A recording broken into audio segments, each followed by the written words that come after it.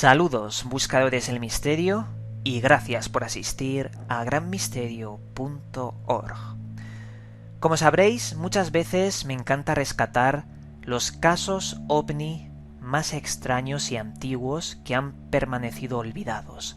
Me gusta rescatar de lo olvidado, de lo que nadie le hace caso, esos casos ovni para mostrarlos, para sacar a la luz esos fenómenos extraños que desde la noche de los tiempos están ahí y la gente lo ignora. No toda la gente, porque este caso fue registrado por el gran Antonio Rivera, un ufólogo destacado que, siempre con una visión objetiva sobre el estudio y recopilación de pruebas, pudo recoger muchos y muchos casos ovni increíbles. En este caso vamos a hablar de un caso ovni en Barcelona, aquí en España, sobre unos extraños seres de aspecto metalizado, pero de metal líquido, muy similar al mercurio. Unos seres que hacían una cosa muy extraña y que de verdad llegaron a aterrorizar al señor Don Miguel Costa, protagonista de esta historia. Todo esto empieza el 11 de septiembre de 1968.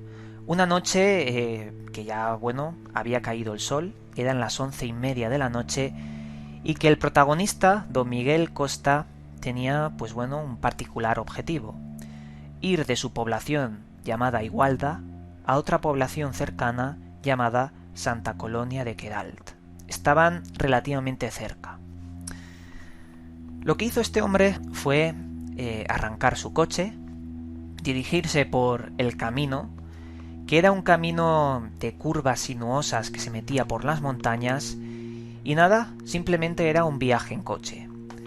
Pero algo muy extraño le pasó, ya que mientras iba conduciendo, por la parte izquierda, pudo percibir unas extrañas luces de color naranja muy intensas entre las copas de los árboles, entre las ramas. Claro, Don Miguel Costa le llamó la atención. ¿Por qué estaban esas luces a la izquierda, si la luna estaba a la derecha? Algo que descartó completamente porque no podía ser la luna.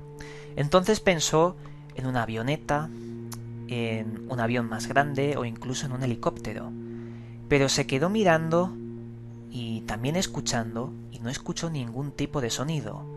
Por lo tanto, él siguió la carretera hasta llegar a un cruce, el cruce de San Martín de Tous. En ese cruce vio que esa luz tenía forma de objeto, tenía forma de cúpula, y la cúpula se posicionó, aterrizó en una colina que estaba cerca.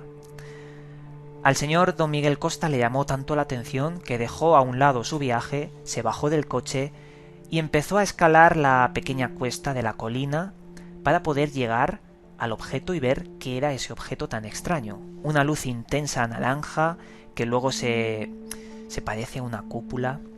La verdad es que empezó a sentir algo de temor sobre lo incomprensible, porque os digo una cosa, el mayor miedo del ser humano es lo incomprensible, lo que se desconoce. El señor Don Miguel Costa subía a la pequeña colina y de repente vio otra cosa que le llamó más la atención, fue más extraña que la propia cúpula anaranjada. Vio que por su flanco izquierdo 4 objetos salieron de unos arbustos y empezaron a moverse en dirección a la cúpula que emitía rayos naranjas. Estos objetos eran muy raros, y lo digo así porque no he visto ninguna forma parecida de estos objetos en otros informes OVNI. Son tan extraños que por ese motivo he rescatado este caso para presentarlos. Los objetos tenían la siguiente forma.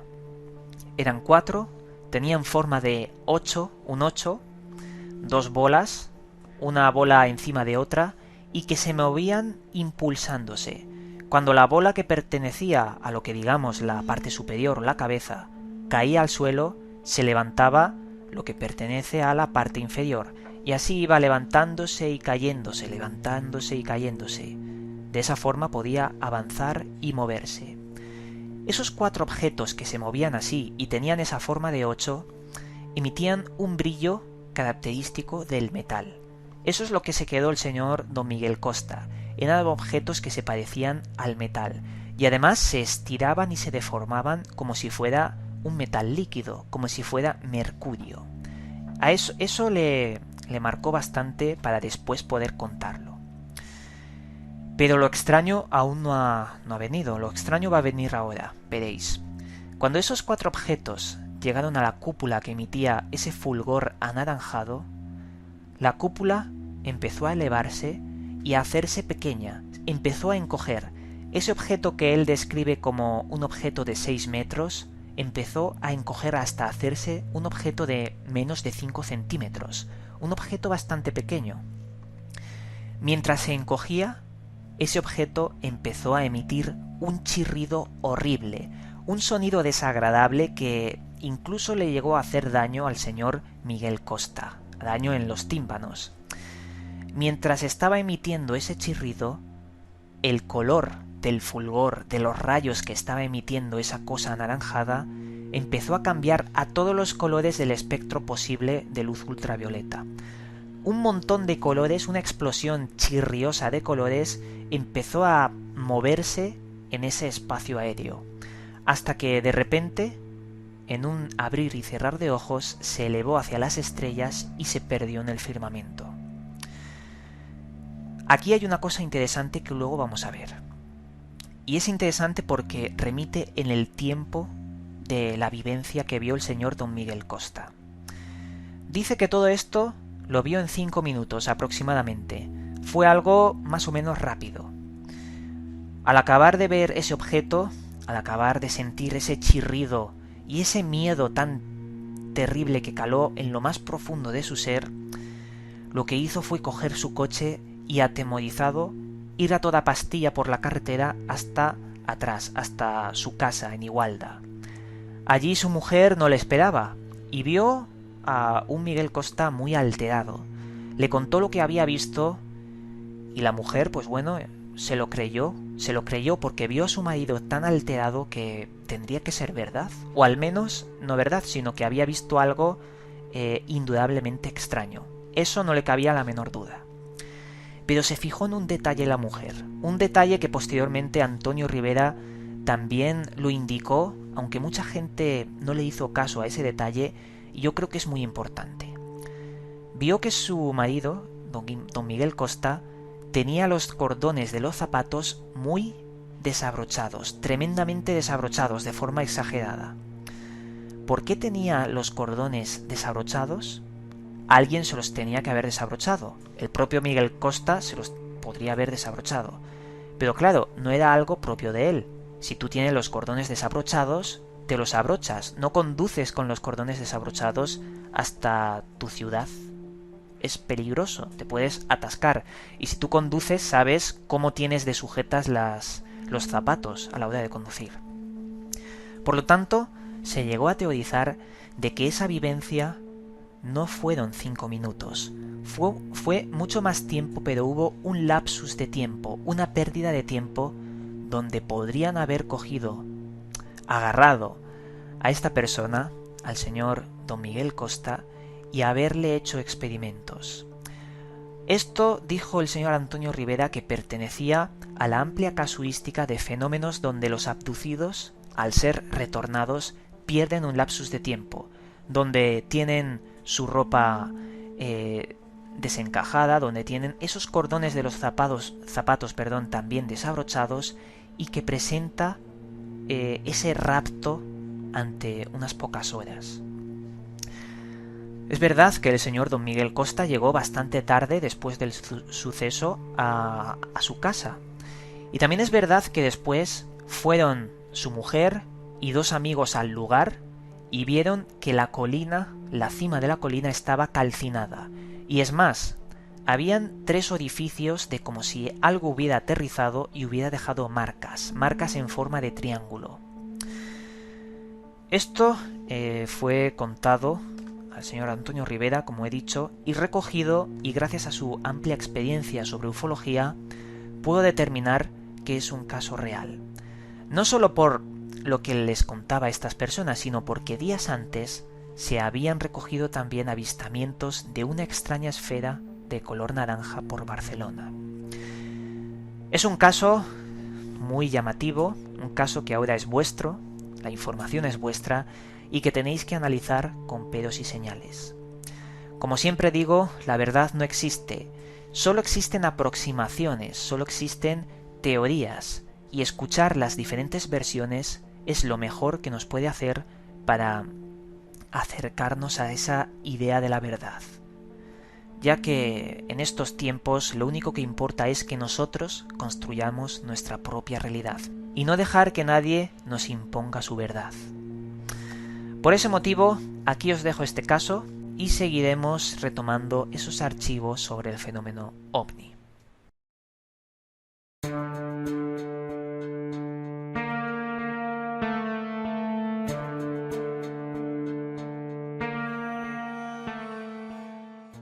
Bienvenidos a la sección Pregúntale a VM, una sección en la que tú puedes hacer preguntas en los videoprogramas anteriores y yo, cuando llegue a la sección, cuando llegue el día, responderlas. En esta ocasión he seleccionado las mejores preguntas, las preguntas que más me han llamado la atención y nada, vamos a empezar respondiéndolas. Jack Nebula nos pregunta: ¿cómo se puede descalcificar la glándula pineal? Descalcificar la glándula pineal es algo que en realidad sí que se puede hacer. Vamos a ponernos en antecedentes. La glándula pineal es una pequeña protuberancia que tenemos en la base central del cerebro. Se encarga de segregar melatonina en la ausencia de luz y así poder inducir los sueños. Se ha creído que la glándula pineal está asociada con lo paranormal, con ese otro lado, esa conexión con el universo. Pero claro, esta glándula se calcifica. ¿Cómo se calcifica? Principalmente se calcifica con el flúor que tiene el agua pública, ya que ese flúor se ha demostrado con estudios científicos que puede llegar a calcificar eso y otras cosas. También el adormecimiento que hacen los medios de comunicación, el sistema, también puede llegar a calcificar la glándula. ¿Por qué? Porque nos impide pensar.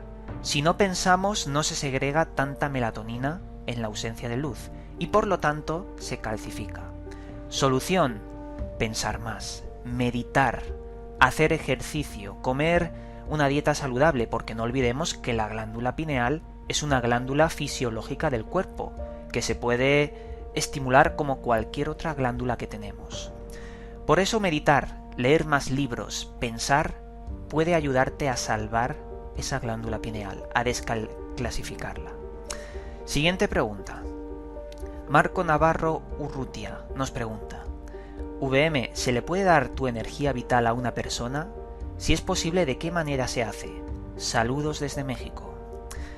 Esta es una buena pregunta. ¿Alguna vez habéis sentido la energía de otra persona cuando te ha dado un abrazo, o un beso, o una caricia? Yo pienso que con el amor, con ese abrazo, sí que te puede transmitir una parte de su energía, una parte de su alma, porque se siente. Si tú haces la prueba y recibes un abrazo, te vas a sentir bien, por muy mal que estés. Siempre vas a sentirte bien. También hay lo contrario. Hemos hablado en este canal sobre los vampiros psíquicos. Unas personas que por su comportamiento, por las cosas que dicen, por las cosas que no dicen también, te pueden mermar la energía, agotarte. Solo estando con esa persona en una sala a solas puede llegar a afectarte. Y de esto también es algo importante que indicar. Siguiente pregunta. Cristian Hernández: ¿cuáles serían tus conclusiones ante el supuesto de que seres de otras dimensiones o de otros universos, galaxias, tratasen de comunicarse con nosotros? ¿Cómo lo harían? ¿Cuál sería la mejor fecha? Hasta que la humanidad no acabe con las guerras, el dolor y el sufrimiento, todas estas entidades, vengan de otras dimensiones o de otros mundos, nunca van a contactar con nosotros. Aunque estén entre nosotros desde la noche de los tiempos, aunque dejen su huella en culturas antiguas y permanezcan con nosotros hoy en día, no van a darse a conocer. ¿Por qué? Porque si tú eres una inteligencia que viene de muy lejos y ves una especie de monos que se están peleando, como somos nosotros, entonces no vas a compartir con esos monos que se pelean ese conocimiento. Por lo tanto, hasta que la humanidad no camine de la mano al unísono y avance espiritualmente, nunca va a haber ese contacto, o al menos un contacto positivo, porque un contacto negativo sería más cercano a uno positivo. Pero bueno, todo depende de nosotros mismos, de nuestra voluntad de cambio y de avanzar hacia lo espiritual para que ese contacto positivo se haga presente. Siguiente pregunta. Juan L. Uchiha. Hola Iván, ¿qué información o cuál es tu opinión acerca de los seres denominados Shadow People? Sería genial que hablases de ellos en un videoprograma. En el videoprograma anterior presentamos en la historia del espectador una fotografía que nos enviaron de un hombre sombra, un ser Shadow People. Yo creo que estos seres, que tienen una mitología, porque han sido vistos desde hace mucho tiempo, creo que son proyecciones de la mente. Creo que encajan muy bien con mi teoría sobre las tulpas. Es posible que esas sombras hayan sido pensadas por alguien y se hayan quedado en este plano, para, bueno, aparecer de vez en cuando según la interacción emocional y mental de una persona. Para mí son tulpas. Siguiente pregunta. Sabrina López. Hola Iván, mi pregunta es, ¿cómo se reproducen los extraterrestres, los grises? Ya que a simple vista no se les ve órganos sexuales. ¿Los tienen escondidos o nacen por clonación? Saludos. He de decir que hay muchas teorías sobre los grises y su modo de reproducción. Es bien sabido que parece que en los relatos no tienen ningún tipo de órgano sexual, pero según los actos que hacen estos seres, nos hablan de que podrían estar utilizando la simiente humana para realizar clonación y fetos híbridos. ¿Por qué?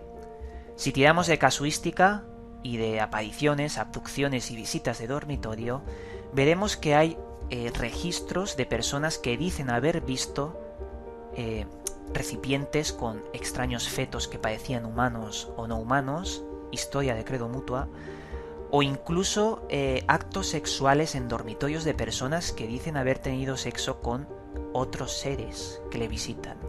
Yo esto lo pongo muy en duda, claro, pero si hacemos alusión a estos registros, pues bueno, ahí están y no se pueden negar. Eso está más claro que el agua. Pero bueno, yo pienso que los grises son herramientas creadas por otros seres. Herramientas para hacer, bueno, esa recaptación de la simiente humana y crear una raza híbrida entre otros seres y humanos. Creo que esto se está haciendo desde hace mucho tiempo y que por eso existen las abducciones.